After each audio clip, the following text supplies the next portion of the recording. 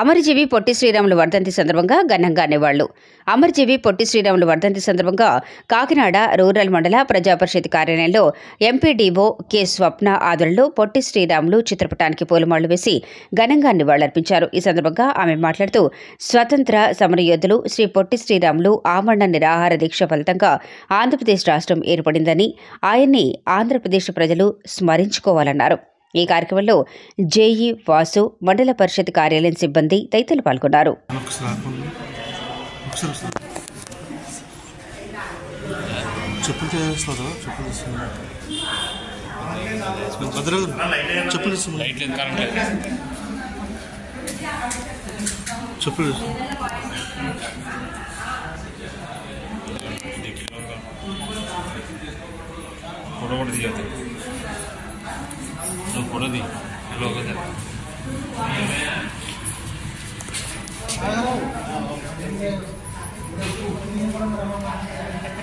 సరే కొద్దిగా చేస్తాను, ఫోటో తీద్దాం మేడం. మరి చూడండి సార్,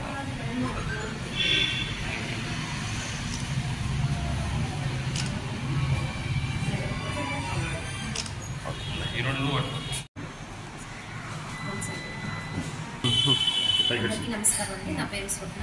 నేను ఎంపీడీఓ కాకినాడ. ఈరోజు అమరజీవి పొట్టి శ్రీరాములు గారి వర్ధంతి సందర్భంగా ఇక్కడ అందరం గ్యాదర్ అయ్యాము. ఆయనకి ఫోటోకి పూలమాల వేయడంతో పాటు ఆయనకి ధన్యవాదాలు అర్పించడం జరిగింది. ఇక్కడ నాతో పాటుగా మండల పరిషత్ స్టాఫ్ అందరూ అండ్ ఇంజనీరింగ్ డిపార్ట్మెంట్ ఏఈ గారు, మన ఎడ్యుకేషన్ డిపార్ట్మెంట్ నుంచి స్టాఫ్ అండ్ ఎన్ఆర్జీఏ స్టాఫ్ అంతా కూడా ఇక్కడికి రావడం జరిగింది. పొట్టి శ్రీరాములు గారి గురించి మనం చెప్పుకోదగిన విషయాలు చాలా ఉన్నాయి.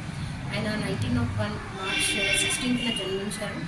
ఆయన ఒక స్వాతంత్ర సమరయోధుడే కాకుండా మన ఆంధ్ర రాష్ట్ర అవతరణ కోసం ఎంతో కృషి చేసిన వ్యక్తిగా మనకి అందరికీ సుపరిచితులు.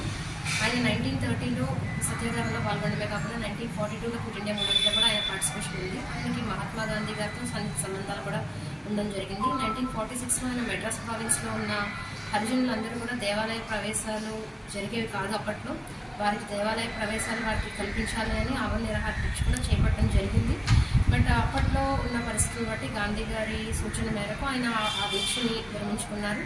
అలాగే 1952లో 1 అక్టోబర్ 19న ఆయన ఈ ఆమరణ నిరాహార దీక్ష చేయడానికి సంకల్పించారు ఆంధ్ర రాష్ట్ర అవతరణ కోసం. అప్పటికే మనకి ఆంధ్ర రాష్ట్ర అవతరణ కోసం ఎన్నో ఉద్యమాలు జరుగుతున్నాయి.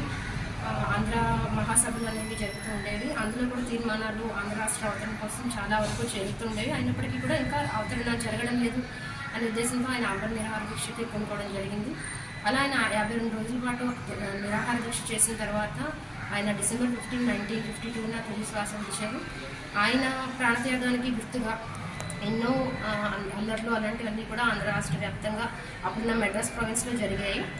దాన్ని బేస్ చేసుకుని అప్పుడే గవర్నమెంట్ నిర్ణయం తీసుకుని 1 అక్టోబర్ 1953న ఆంధ్ర రాష్ట్ర అవతరణ కర్నూలు రాజధానిగా నెలకొల్పడం అనేది జరిగింది.